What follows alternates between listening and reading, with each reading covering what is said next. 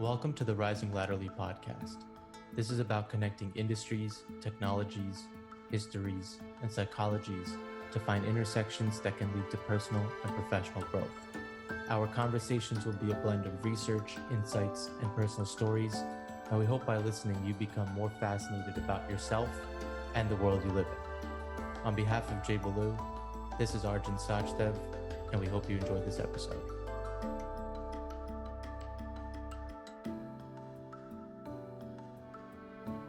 Arjun Sachdev, how you doing? What's up, Jay?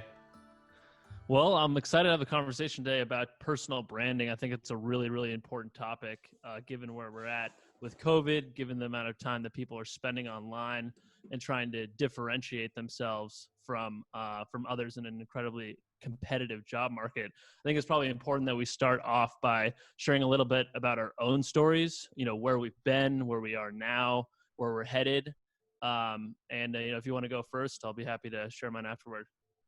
Awesome. I think it's important too. So in terms of my story, I think the biggest thing about me is that I'm finally understanding how to be completely comfortable with the combination of qualities and what I can bring to the table. Like I'm finally understanding myself.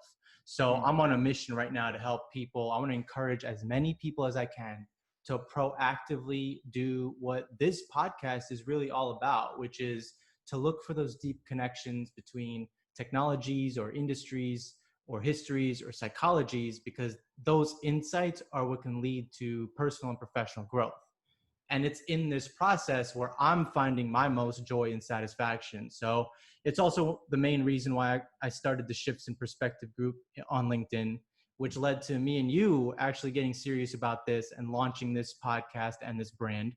So if you think about it, like simply put, this is how I'm finding a way to use my previous experiences, my interests, my analysis, my brain, and my research in a creative way. But I'm doing it in the mediums that I think are going to continue to shape the future. And this is me owning something. Right. But along the way, one thing I'm really, really excited about is to continue to network with the people that want to change the world and do things that have never been done before. And I'm betting on the future. I think that a lot of amazing things are about to happen for all of us. But right now, all of this is pretty new, starting from scratch. It's pretty new. So I think we should kind of go back and provide the context, because I do want to stay humbled about this whole process. I think we have a long way to go. Yep. But if we look backwards and connect the dots going backwards like Steve Jobs would do, I'm 33 right now, but I grew my thick skin. I roughed up my knees starting on Wall Street when I was a broker at the age of 23. But I spent the last 9 years at BlackRock, the world's largest asset manager, where I enjoyed the challenges of performing on their highly competitive and talented sales team. That's where you and I became colleagues and then friends. So BlackRock alum right here. That was an amazing run. A lot of successes. Along the way, I was consistently included in incredible new initiatives that were changing the industry. There were higher titles, some awards. And if it wasn't for them, I probably never would have moved to California. So that's something I'll be grateful for. Now, here's what I'm willing to bet, though, that if somebody were to ask someone like you worked with me, or anyone else who worked closely with me, that you would say that I was confident, I had a lot of energy and a lot of emotion. And that I would agree with that. Yeah. And that, I'm also the same person who's going to tell you the truth, who's going to produce, who is going to mentor and help people, who's going to ask the tough questions that were sometimes awkward. But I was that person that was willing to put in the work to try to be better, to try to learn best practices and try to add value. And then if you ask the people that I did business with or that did business with me, they would say that I helped their business first.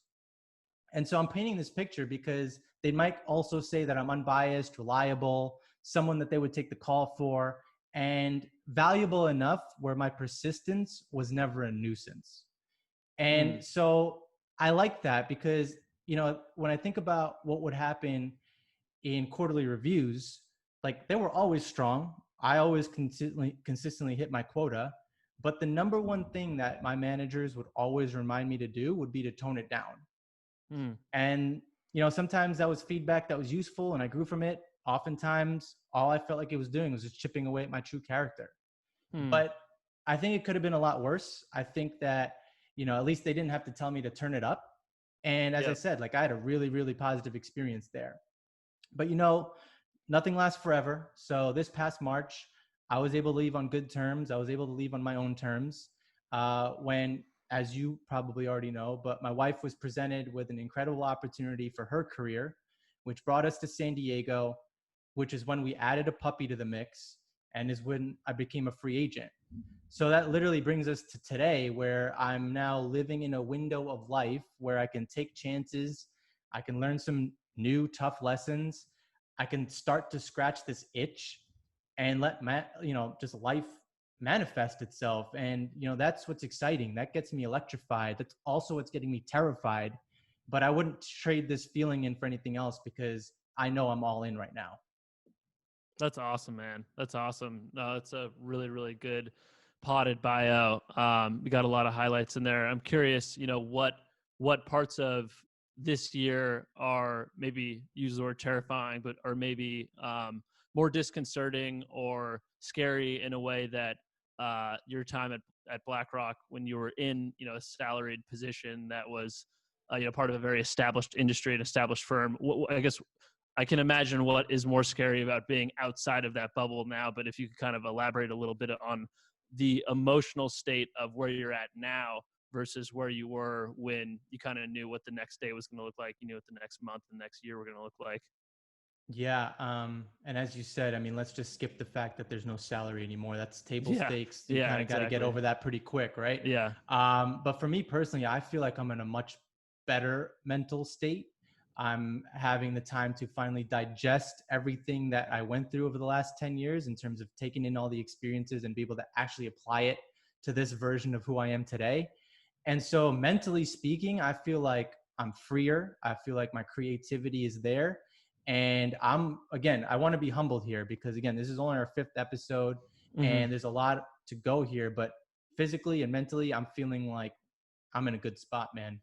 What about you, though? I mean, tell me a little bit about where you've been, how you feel right now, and where you want to take this as well. Yeah, man. No, I appreciate that. Well, as you mentioned, we both were at BlackRock for a number of years together. That was my first real professional job outside of college. I started on the analyst desk, so it's kind of at the bottom of the totem pole with respect to the sales hierarchy. Moved up to the inbound line, which was, I think, a really, really great role for me. At that age, I was pretty introverted, and having to take dozens of calls from different personalities over the course of a day, some of whom were pretty gruff, was a really good experience for me to kind of cut my teeth picking up the phone. And then from there moved into an outbound sales role. Had the opportunity in my later years in that role to travel in the field alone, which was, again, a really great experience. I think regardless of where you are, having sales experience early on in your career will prove useful and will reveal parts of yourself that are strong and parts of yourself that you need to work on. But I kind of hit a point where I was stagnating in that role. I'd been there for about 4.5 years, and the way that life goes, whether you're 1 year old, 1 years old or 25 years old, if you're not moving forward, you're falling back. Like, life is a game of advancing into the future, of authoring the future and getting to a point further along the line that you're not now. And if you're staying in the same place, you really are falling behind. So I had to kind of pull the plug on that. And right around the time I was making that decision, I started becoming really deeply interested in psychology. I started sort of just devouring anything I could on the topic, books, YouTube lectures, and I realized that I didn't necessarily want to ever practice clinically, but I wanted to get a formal education around that. So I began pursuing, Nice. a master's of science at USC in applied psychology, which is essentially business psychology. I was studying industrial organizational psychology and consumer psychology. I moved home for a year before it was the cool thing to do, and ended up finishing my treatise on basically enterprise client archetypes in the startup space. So that was in May of this past year. And since graduation, I've been pursuing an entrepreneurial opportunity. I'll leave it at that for now, given the fact that we're in kind of early stages. But yeah, it's been I'm in a very different place than I was a couple years ago. There's definitely a lot more uncertainty now. There's certainly things I have to worry about now that I didn't have to worry about when I was at BlackRock, in a salaried position with healthcare and benefits and all that. But I think nothing ventured, nothing gained, and so far I'm happy where I'm at, and I think I'm headed towards something new and something fresh and something productive, which is good. No, absolutely. Do you feel like you've made that change because it's more aligned with your particular set of core values, maybe your particular set or blend of character traits and the skills you have? I mean, what was it that led to you knowing, hey, I know there's something else for me here. I'm going to have to take the leap and, at least get this master's degree. Yeah, I think it was kind of a matter of following my interest. Mm-hmm. The you don't hear about an applied psychology degree very often. I think most people who are looking to level up in their late 20s, if they're kind of stuck in an associate level role, will typically choose uh, typically go the MBA route. But I just felt like psychology is something I'm super interested in. I think there are lots of different lenses to look at the world through. You can look at it through a historical lens. You can look at it through a sociological lens. You can look at it through an economic lens.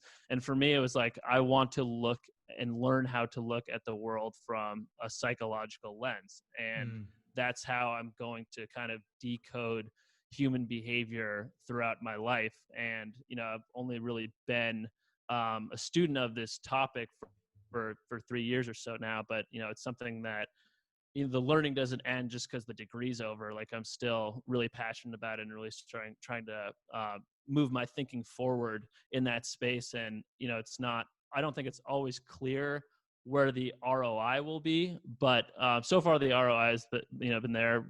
Got a degree, wrote what I thought was an interesting treatise, and I think you just kind of have to have faith in your interests and work on them and wait for that return to manifest, because it will if you're serious about putting in the time and the effort.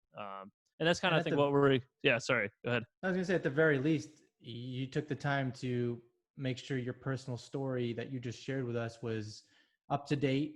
It was one that's set up for the future. I think a problem that maybe some people are not even aware they have is that their personal story is not updated to reflect what's actually taking place in the world right now and where the future is headed. So there's still a lot of old term or old school thinking and approaches that is just not going to work moving forward. And so, yeah, at the very least, at least you got that going for you. Yeah, for sure. No, I totally agree with that. Yeah, and I think I think one of the things that we're going to spend some time talking about today is how much the world is changing, and how building a personal brand in 2020 is going to look a lot different than it was 10 or 20 years ago. And I think the importance of doing it is much higher than it was 10 or 20 years ago for a lot of different Yeah. reasons. But I think one of the things that we have kind of been working through is the permanence of putting something like a podcast online. When you put content out there, it's out there forever. It's much like getting a tattoo on your face. If you hit that post or that publish button, it lives with you. And I think that can be discouraging for some people. Some people I think shy away from doing something publicly like this because they don't want to embark on that kind of experimentation in front of an audience. And that's really what we're doing now. I mean, even looking back at our first episode, I think we've kind of come a long way. But how do you Oh, how do yeah. you how do you think about the trade-off between getting out there and getting involved and making sure you're managing your reputation in a prudent way? I'm at a point where both of those worlds need to collide, and they're already colliding. I mean, face it, like, we are all going to be part of the influencer category. I know right now that when you think about the word influencer, you may be thinking about the person who is selling the skinny tea in the bikini, or you know something along those lines. Yeah. But the reality is that the way the future is going, you're going to maybe have a career in this. And so, our podcast, our YouTube channel, that's now amongst the ranks of the artists, the photographers that are out there, the other content creators. And if you think about what's going on right now, even with COVID, there's a $5 billion marketing spend on influencers. So whether you like it or not, this is becoming a deeper part of our culture. This is becoming something that is going to be part of our fabric. And quite frankly, it may feel like, oh, listen, there's, hundreds of channels out there. There's a bunch of podcasts out there. I'm late to the game. But the reality is that if you think about where eyeballs are headed, you still have an opportunity to create something here. The fact is that the average American is still watching 5.5 hours of regular television. So we already know that the shift is towards more content and towards more video games. But 5.5 hours is still a lot of time where your eyeballs are not on video games or content.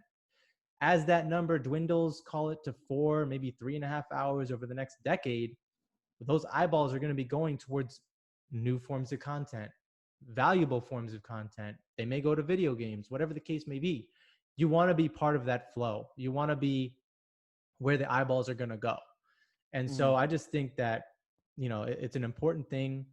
You have to be able to think about like all of your branding, whether it's your personal brand, your social media brand, or your corporate brand, they have to start aligning. And the problem right now is that everyone doesn't have an alignment there. Yeah, I totally agree with that. I think there's this sort of culture around having a sort of like hedonist avatar on your social media and then like a type A avatar on your LinkedIn. And it doesn't really make sense. I mean, people, if there's one thing that, we all agree on, it's that we're flawed, it's that we're imperfect. And I think, Mm-hmm. being able to think out loud in a forum like LinkedIn, being able to be an authentic version of yourself will be really important in terms of gaining credibility in the future. And I think you probably instead of having it be so bifurcated, I think maybe people should think about being a little bit more conservative when they're making social posts, and a little bit more kind of extroverted when they're making posts in a place like LinkedIn. And then you talk about worlds colliding, you can come together and create a sort of integrated public personality. And I think that's what we're trying to do with Rising Laterally. There's a big difference between like being informal and being crude, and there's a big difference between being candid and controversial. And just because we're in front of a camera right here being our authentic selves, that's that's not a scarlet letter against us. Like, that's a good thing, and I think we're trying to encourage other people to think of that as a good thing as well. Oh, 100%, dude. And as authentic digital content becomes more of something that's in demand, you're gonna wish you were part of this space. I mean, right now, one thing people may not know about is that there's something that exists right now called the American Influencer Council. It like literally was just developed, and the whole mission there is to advance this art form. So if you're not spending time thinking about how to upgrade your personal story and your brand and use these mediums and put more of a focus on this, where your personal brand, your media brand, your social media brand, and your corporate brand are all aligned, then you're like at risk of not being part of the future.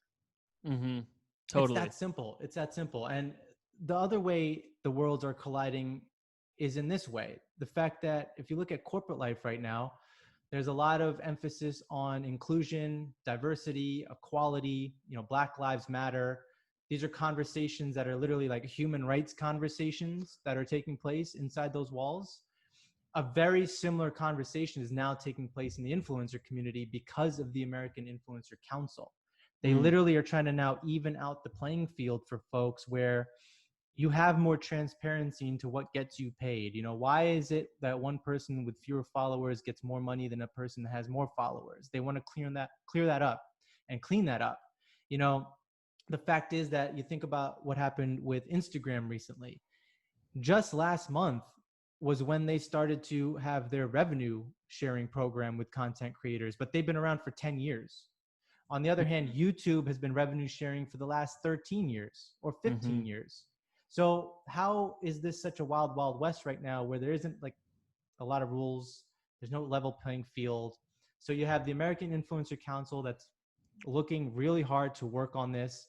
They want to take this kind of education down to even the vocational and university level because they want to actually show that there's a career path in this. Like you can be a social media executive, you can be a chief content creator or officer. Like Mm-hmm. you can influence in many ways. And so they're trying to level that playing field. And I just think that at the same time that the corporate world is trying to level their playing field, at least on paper, the influencer world is trying to do the same thing. I'm just saying that where would you rather be in the future?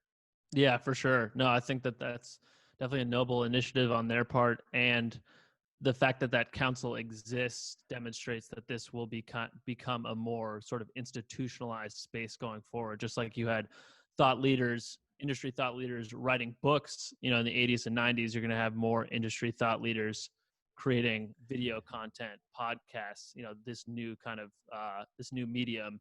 And one of the other things I was thinking about too, because you'd mentioned Instagram. I think when people maybe entertaining starting a podcast or starting a YouTube channel, there's a sense of like, well, I don't really know where it will go. I don't know what the ROI will be. And I think the analog here is startups that have prioritized user growth over revenue growth in the That's beginning right. when they're first getting started. You think about the number of like zero revenue acquisitions that we've seen over the last 10 years. Facebook acquired Instagram in 2012. For $1 billion, it had zero revenue and essentially no business model. And all it really had was a strong user base and an ever growing user base. And I think that really is the game in influencing. Like, focus on building your following in the beginning and worry about monetizing later, whether you're going to monetize directly through advertising or subscriptions, whether you're going to monetize by virtue of building a digital business around your following, or whether you're just going to use it in your portfolio to put you in a better position to negotiate, a better salary in a more conventional, full-time position. The ROI will come if you have the following. If you have a 4 or 5 digit following because you're putting constructive, content out there, I don't see how that can be that can hurt you. It's going to be No, a positive thing. agreed. I actually want to take a moment to read from the American Influencer Council's website what they wrote because it really does captures why you need to be thinking about this as a part of your future. So let me just actually read this from Yeah, do the it. Yeah. phone. So what is the AIC? Your authentic point of view, your singular voice, your decision to collaborate, your decision to not, your passion for growth, your reason to wake up in the morning, your reason to stay up late, your need to expand your horizons, your love of community, your excitement to learn, your right to be an equal, your right to call the shots, your right to define your industry, your right to make the rules, your right to break them. This is where social media creators mold their own destiny. So I'm saying if that doesn't fire you up, I don't know what is. Yeah, I don't think you have a pulse. And if you weave in the psychology around regret later in life and how that makes people feel, it really does make me wonder why more people aren't taking this seriously instead of, having that passing comment of, oh, everyone and their mom has a podcast. Well, if that's true, send me your link. I would love to listen to yours. Yeah, I like that. Absolutely, man. Yeah, absolutely. I think yeah, there's a lot of different ways to go there. I feel like there's a feeling now that that inactivity is somehow in your favor because you're not like blowing up your career if you don't step out into the forefront of this. But if it's like, if you're a wallflower at a party, maybe you've managed not to rub anyone the wrong way or make a fool of yourself, but you also haven't made any friends either.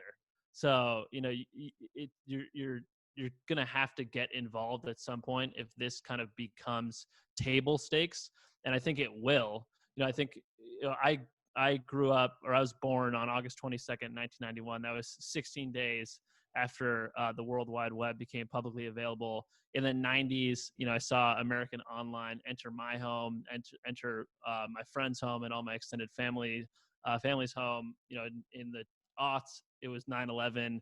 In the teens, it was Trump's dark horse, victory in the U.S. presidential election. Now in the 20s, it's COVID. Like the malleability of human life has been, I think, well on display for people in our generation. And I think the idea that like, oh, we're never going to wear jeans into the office. It's always going to be suits, or, oh, we'll never work from home. Like people are always going to be most productive in their cubicle, or, oh, you can't have a society and culture podcast and have a day job. It's like, you kind of don't really have a leg to stand on with those arguments anymore. We've already seen so much change. And, I think it's important to realize that outside of like scientific law, there really are no rules in the world. There are just conventions, and conventions are malleable. Like conventions are mercurial. They're subject to change. Sometimes they get blown wide open, which is what we've seen with this pandemic. So don't box yourself in with these imagined rules. Be unafraid to drive the conventions forward, because they will change. And to your point, you don't want to get left behind because you've been thinking and stuck in that box that's no longer relevant. Dude, I can like just lean on personal examples around that, right? There's a risk in speaking your mind. Okay, so when our virtual sales team was first rolled out, not only was I be one of the first 12 to be part of that and work with management and get that thing rolling and show success and have that team what it is today, I also at the same time am the person who will ask a portfolio manager, like, why aren't they taking more aggressive bets to keep up with competitors? Which is a question that our clients would be asking. So I'm trying to get an answer from them. But because somebody else in the room thinks that that's confrontational, all of a sudden now I have to have a meeting with it. But I'm asking the question that the room wants to know the answer to. Yeah. So, it's like, you got to be yourself. You got to really lean into it. I think a lot of time is wasted on trying to fit people in a mold, especially since those molds are breaking every single day, given the initiatives we talked about earlier. Like, instead of leaning into who you are really good at, there was a lot of time spent on like what you could have been. And I can continue on personal stories with so many examples. I've had people tell me not to use my hands when talking, while using their hands and talking and telling me not to do that. I've had people, like tell me to dress down like the business card, cut my hair, like literally chip away at my character. And I'm saying all this because I'm trying to inspire people, like, regardless of all of those events, I still had a very successful career. And I really think it comes down to, if you can be different, that's better than being better. And you have to work on being fascinating. I like that. Yeah, I think that's true, man. I definitely think that's true. I think that, and hear me out, because I'm thinking out loud a little bit here, and I don't have this idea fully fleshed out, but I think we've kind of replaced like genuine authenticity with this culture around vulnerability. But what we're seeing now is that people are kind of going back and forth between being hyper vulnerable and super reserved. So, there's this kind of meme going around that like being vulnerable means, opening up about like mental health issues or like childhood adversity or family illness. And, it's not to say that it's a bad thing, but that's just one way of being vulnerable. And I think for most people, it's probably not a sustainable way of being vulnerable, but you tend to see like the people that, in like team building exercises that really hyper extend themselves in their vulnerability are typically most reserved and like most cookie cutter in the day to day. So, Right. To like use the analogy of a crab, you see these people like run completely out of their shell. They're completely bare. They're completely exposed. They're hyper vulnerable. And then after the moment's done, they run back into their shell and you can't reach them again. And I think what we're advocating for is like, live like a crab normally does, like some part of you. So there's a private part of you that, the world might not see, that's in your shell, and there's the most intimate details of your life aren't other people's business. It's fine. You can keep that, you can keep that protected. But for the most part, like keep the rest of you outside of your shell. Be an authentic version of yourself. It doesn't mean being hyper vulnerable, but it means like dressing in a way that you express yourself, like wearing your hair in a way that expresses yourself, talking in a way that's true to your personality. So I think, there's been this kind of bait and switch of like, be hyper vulnerable for a really brief second and then be cookie cutter the rest of the time. And it's like, no, like you don't ever have to be hyper vulnerable. Like vulnerability, authenticity is just being about a real, being a real version of yourself consistently. And that, going back to the idea of a brand is about consistency. And if you're going to try to build a personal brand, you want that alignment between your social self, your work self, all those different elements, because that's how you build a consistent thread through all parts of your life that people can really latch onto. You look at like a lot of the I think a lot of the most well-liked podcasters, like Joe Rogan or Dax Shepard, or even some like Sam Harris, they seem to be the version of themselves that you would find when they're hanging out with their friends. And that's why people find it so easy to listen to them. Like people aren't stupid. They can pick up really quickly when you're being a polished, like filtered version of yourself. And it's not that, it's not a very interesting person to listen to when you Right. feel like there's a barrier between you and who they actually are. That's right. That's why there's a great quote. It's avoid boring people. So literally means like literally have something insightful to share with people. And then it also means avoid people who are boring. Mm-hmm. Like find a way to be fascinating, find a way to be different. One of the first things I did during COVID was take Yale's most popular online course. I'm not sure if you've heard of it. It's The Science of Well-Being. Have you heard of Oh that? yeah, I have heard of that. Yeah. Yeah. Yeah, so pretty solid stuff. But for me personally, I knew I needed more of an alignment in the things that you had just mentioned. And it's a free course. And so in that course, one of the first things that they do is they have you take a character strengths test. And I took it. And it was a good one. It was not one of those phony ones. It's a legit one. And as a result, I actually got more clarity into what my character strengths were. I had a better sense of how to describe them. I had now a clearer way of how to lean into them. And then I also figured out like, okay, here are my, let's say, top 5 dominant strengths that I can continue to be good at.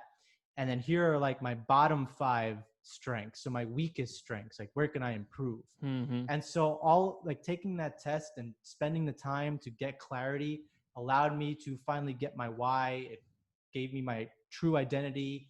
It helped me understand, what was driving me. And that's what led to shifts in perspective. And that's what led to this podcast. So again, for something that's tangible for the audience that they can do right away to get alignment, take that Yale course and then take the strengths test that's part of that Yale course. And you will start to see that a lot of what was instilled in you, maybe from a childhood, period, could and likely does show up as your top strengths, but now you'll have more clarity into those strengths and you'll have a better way of phrasing them and a better way of understanding. Because one thing is when you get the results, they tell you how to lean into them and then also how to improve them. So it's really useful to take that. Yeah, that's really interesting. That's really interesting. How do you kind of think about leaning into your strengths versus rehabbing your weaknesses? I know So I want to talk about the yeah. weakness because that is by far like I'm a work in progress. I'm not going to be afraid to admit it. I am so perfect with being not perfect. And the thing that I got out of that test, which I can laugh at, and I think people who know me can also laugh at, my weakest character strength is I'm excited for this. yeah. It's like not having the prudence to know what to say and when to say it. Got Right. it. So like Yeah. being more of like kind of reckless and saying things, but maybe that could have been phrased a different way or didn't have to be said as intense as it was said. On the other hand, when I look at my strengths, it came out with love of learning, which I never knew was a strength like that, but it definitely is. Honesty, gratitude, perspective, and leadership. Those were the top five. And then, as I said, my weakest one was prudence, which is not being careful about my choices and the risk that I'm taking, which, if you put all that together, I'm like totally fine with, because here we are. You know, I'm being who I am. And at the same time, I'm taking a risk and I'm willing to live with that risk. So, and a lot of that actually, just real quick, I think it's important to go back to childhood since I mentioned it. A Hmm. lot of those values that my parents taught around, hard work, showing up every day. I mean, they had an entrepreneurial spirit. They came over from India in 1986. They were selling women's hair accessories that they manufactured on street corners in New York City in the freezing cold in the winter and in the sweltering heat in the summer. So that's how my Wow. parents started their journey here. And those are some of the values they taught around, the dedication, the hard work, but also doing it with integrity, doing it where you always want to learn. They always said, "Hey, keep educating yourself. Never fail to learn something new." And I bet they would also be willing to say that I always had my opinion. I was pretty vocal, but putting all that together, I mean, here we are. And again, one thing that I'm living by is just avoid boring people. Yeah, for sure. Yeah, no, there's a lot there. I think on the topic of avoiding boring people, I think it's also important to avoid being boring yourself. And I think Exactly. it's if all you say is self-evident, non-controversial milk toast commentary, it's going to be pretty boring. Like, in order to say really anything interesting, you have to risk being wrong, and you have to risk certain people disagreeing with your viewpoint. And it's okay. It's okay. Some people will get on board with your ideas. Some people won't. But the return there is the fact that there will be some people who are behind you, and that's the basis for a following. And I think so much of the brand around like specific podcasts today, like the ones I mentioned earlier, Joe Rogan, Sam Harris, Dax Shepard, is the personality itself. Joe, like, look at how many different guests these hosts have on their show. They cover so many different topics. They're not building a brand in the sense that they're covering a niche category. They're building a brand in the sense that people like their thinking and like their personality and like their personhood. So I think when you think about building a personal brand, I don't think we should think about it in the same way that you would build a brand around a product, because products are one dimensional. How many different ways can you differentiate toothpaste? But there's a lot of different ways to differentiate yourself and your likability. Well, let me ask you, have you ever heard of the Kelton fascination study? I have not. I would like to hear about it though. All right, so this is where they were trying to figure out how much fascination can be worth in terms of dollars. So you just said, Mm. hey, how much difference between one or the other? So it's like, Mm-hmm. how much more are people willing to pay for something that's a fascinating product? And so their famous example is one of Morton Salt. What they Hmm. found is that customers are willing to pay up to 185% more for Morton Salt than the next generic equivalent. It's the same salt. So just as people are willing to spend more money and more time with a fascinating product, I would argue that they want to do the same thing with a fascinating person. For So sure. if you're generally fascinating, you're automatically going to set yourself apart as different, and you're going to put yourself in a better situation to be nicely rewarded by that. And the way I look at it is like, in nature, the most fascinating option wins. I'm trying to help people think about, like, okay, you lived in a corporate world where the most fascinating option doesn't always win. They want to put you in a mold. They want to make you like the rest.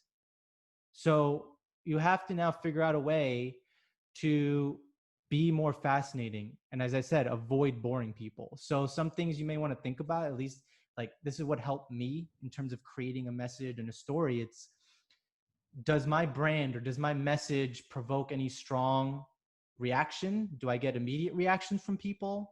What are the reactions to you? What do people say about you? What are the things being said? Like, what are the patterns that you're noticing there?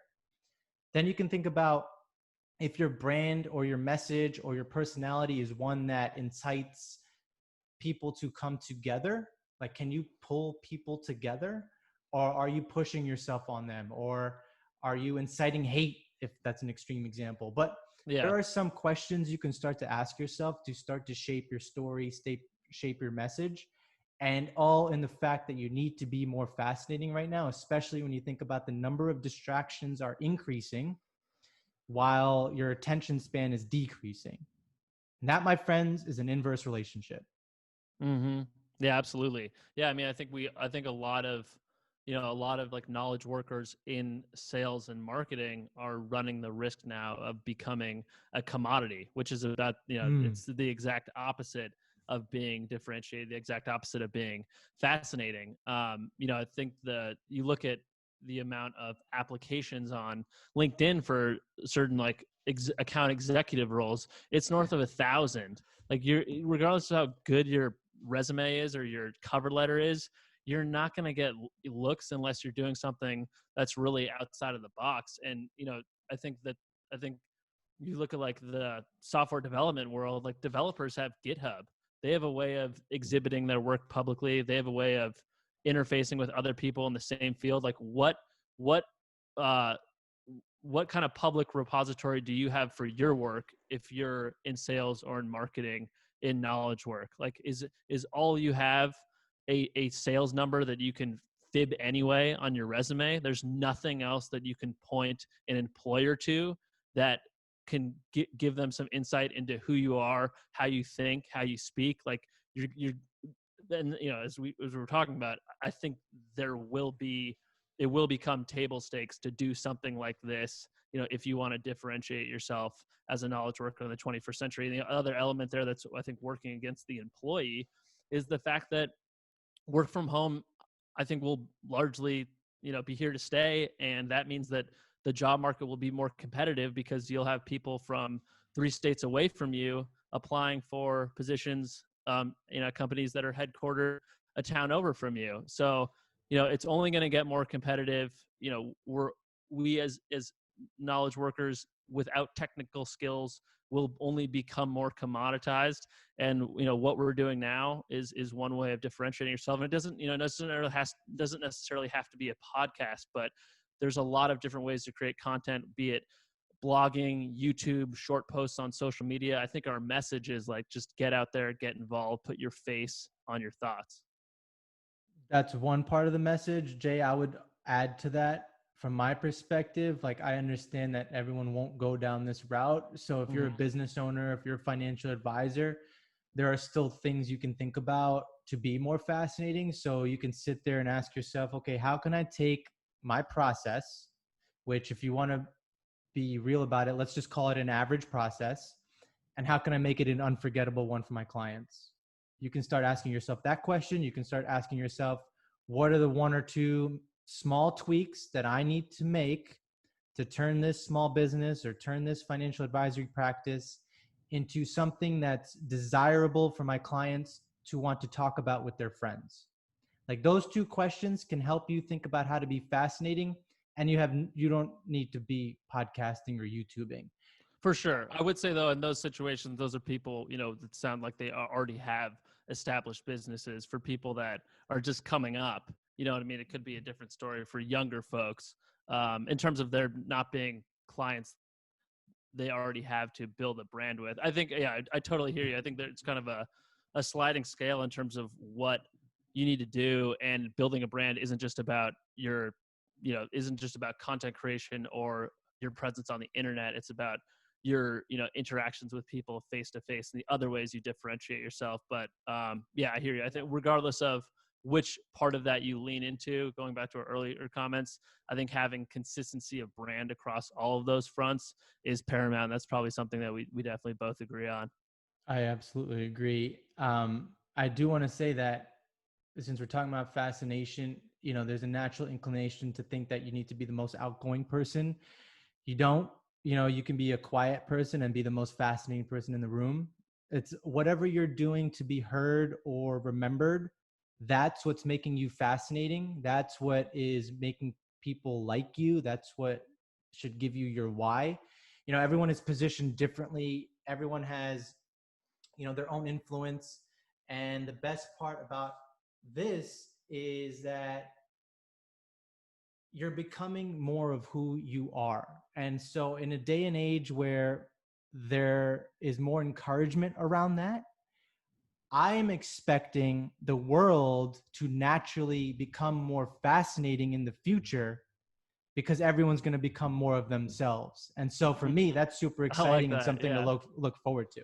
Yeah, that's a really great point. Yeah, I think that's a world that we would all want to live in. I mean, you don't want um to just be operating in a world where everyone is a hyper sanitized, hyper filtered version of yourself because you don't really know what you're getting. And I think they're going back to some earlier comments. There are a lot of different ways to be likable. There Mm. are a lot of different ways to appeal to people. And you look at your own friend group.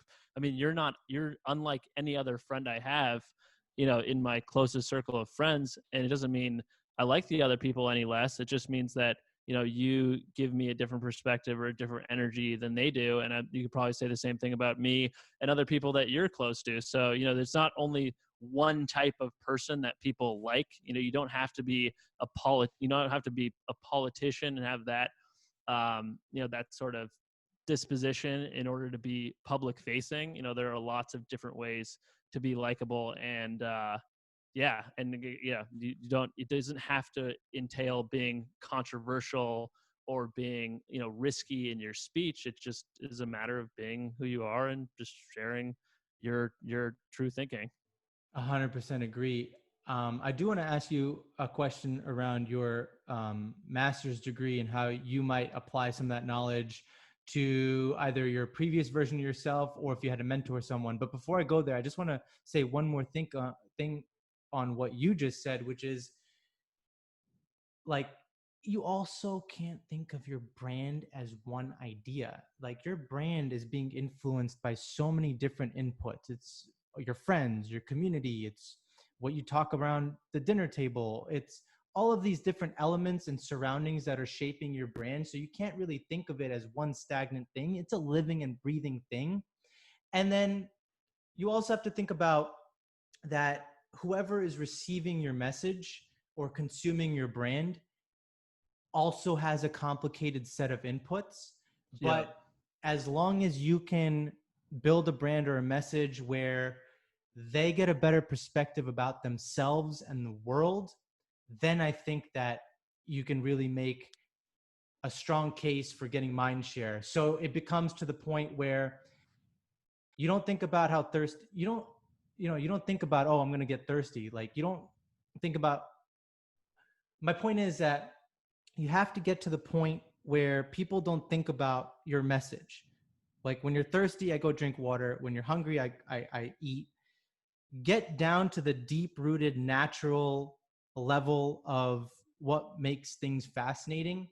And that's when you can start to ooze out. So personally, like I'm concentrating on what oozes out of me should be an energy that helps you shift your perspective and gets you moving forward and helps you feel more fascinating about everything around you. That's what I'm on a mission to do with not only this podcast, but the Shifts in Perspective group, and simply put, like just everyday living. But I do want to ask you a question around what Sure. you would have, what you would share from your learnings from your master's program that you think would be useful around branding. If there was anything that they had shared that you think you could add to this conversation from that program. Yeah, well, I think the one thing that really stuck with me was this warmth competence matrix. So, if you can imagine like a 4 bucket window, there are people that can be warm and competent. There are people that can be warm and incompetent. There are people that can be cold and competent, and there are people that can be cold and incompetent. And cold and incompetent, elicits disgust. Uh, that's like the obviously the worst place you would want to occupy. And cold and competent, you may be able to gain people's respect, but they won't trust you. If you're warm and incompetent, people may trust you, but they won't respect you. And then if you're warm and competent, people will trust you and respect you. And that's, that's the kind of the efficient frontier of that matrix. That's where you want to be. And I think that's a really helpful model to use when you think about your own personal branding, because those are really the only two things that you can control. Like competence is a massive category. Like earning your competence in a specific domain requires a lot of learning. It requires a lot of time in the seat. And, I think being warm comes easier to certain people than others, but I think figuring out how to be, warm without being frivolous maybe is something that everyone can work on. So I think, if you're thinking about your own personal brand, evaluate yourself across those two metrics. Okay, maybe I'm hyper competent, but maybe I've been pretty cold to people, or maybe I have a great reputation and people like me and like spending time with me, and the guy that people want to get a beer with, but maybe I haven't put enough time into the technical work to build that competence. So I think regardless of where you're at, that's a pretty helpful matrix to map your own development over. Yeah, and I would say it's a lot easier said than done. For sure. But I do know that a lot more people are trying to be more mindful. And so this is something that people are going to work through. I mean, just from a personal experience, if anyone who's listening is in an environment or situation right now and they're thinking about making a leap, once again, I would advocate for that simply on this one basis. If you have spent a lot of time at one particular company or in one particular environment, in my opinion, it's really, really hard to shake the narrative that's been built around you for that time. So no matter how much feedback you take and how many improvements you think you're making, it's very easy for management to just go back to that original thought that they had about you. So that's why when you have management changes, they are already told your story. Like before they can make a choice about you, the manager before them has already told them what to think about you. Yeah. So it's really, really hard to shake the narrative if you've been at a firm for a long time, because it's like mind-boggling for some reason that they can't view the 28-year-old version different than the 23-year-old version, which is different than the 33-year-old version. Yeah, right. Instead, you'll still go back to every quarterly meeting and you'll still hear the same thing, which is tone it down. For me personally, tone it down, or you didn't have to ask a question that way. It's like I never got real new feedback. It was always the same thing because it was easy to say that. It was harder for them, in my opinion, to understand that I was making changes. I was trying to take the feedback and I was trying to improve. And for me personally, like I think of myself as the person who was competent but a little bit cold in the example that you shared. Mm-hmm. I know that. Okay, but that's who I am. You know what I mean? At what point do you just accept that this is how I talk? It's 9 years in the game. How many times can I change my brand relative to you understanding the type of person that I am? So I'm just trying to empathize with the people that have been at a firm or in a situation for a long enough time where it's super hard to break the narrative about you. For sure, yeah, and I think that I totally agree with that. I think people get pigeonholed, and the changes and evolutions they've made are sometimes underappreciated when you've been at the same firm for a really long time. You're a Charizard and you're still getting treated like a Charmander or something, but and I certainly, yeah, I felt that at times as well. But I think that is the benefit um, of building a public brand, because even if you have a great brand at one company, if that managing director leaves, or that VP of sales or marketing that you were really closely with leaves, did you just lose a majority of your social capital, of the goodwill that you built up by virtue of this brand? Like having a brand that transcends the company you're working for is a really, really important insurance policy. And it will also give you more negotiating power if you are to go to the next firm and your reputation precedes you.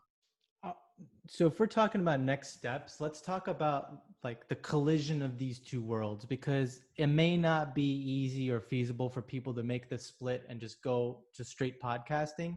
Mm-hmm. And personally speaking, look, like let's say this just doesn't work the way that we think it's going to work, and we're real with ourselves and we're humbled about it, we still put in the work. We still added to our story. So if it ever comes to a situation or a point where we need to, take on a corporate job or, a job in a startup environment, whatever the case may be, we can set the standard and maybe do like 20 hours there, 20 hours here.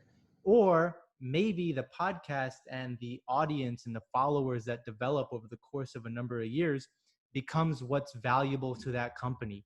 So there are different ways where I think both of these worlds can still collide and will collide. And so again, it's just making sure that your personal story is up to date for the future. Absolutely, man. Yeah, absolutely.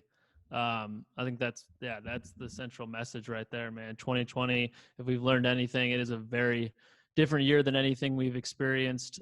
Private life, public life, professional life is all in flux right now, and it's time to take advantage of the moment, especially if you have a little bit more time to dedicate to this.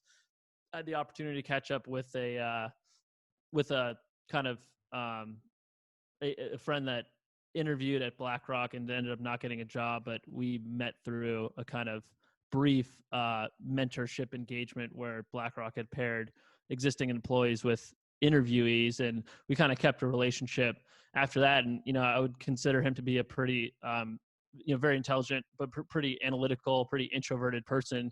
And one of his closing remarks at the end of our catch up this past week was that he was thinking about starting a YouTube channel on investing, just to share some of his ideas. And it's like, if someone with your disposition, who, I love the kid, he's, great kid, again, likable in a different way.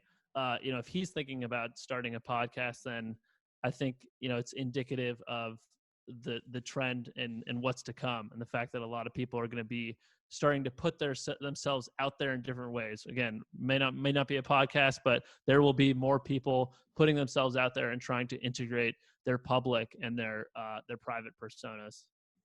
Agreed. But given where we are, given that it's still new, I'm trying to just focus on our actions, focus on good content, and letting that articulate our value. And hopefully in this entire process, I turn into the savvy individual who can fascinate and grab an audience and provide insight and maintain mind share. So I think this is a mission that people should start thinking about, and let's just see where it goes. Absolutely, man. Well, I'm excited to continue this experiment. So far, I've learned a lot about myself. I learned a lot about this process, and I think we're just going to keep doing it. Expect another episode expect another episode each week. If you're still listening now, and we really do appreciate your time and the fact that you were able to carve out an hour here to listen to us and listen to our thinking. Please engage us. As we've said from the beginning, we really want this to be a two-way conversation with the audience. So thanks again, and we hope you tune in next week. Peace. Thank you for tuning into this episode of Rising Laterally. We hope you enjoyed the conversation and were able to walk away with some new thinking that could help you in your personal or professional growth. Please make sure you're subscribed to the podcast. And if you know of someone who could benefit from this episode, we'd love for you to pass it along. See you next week.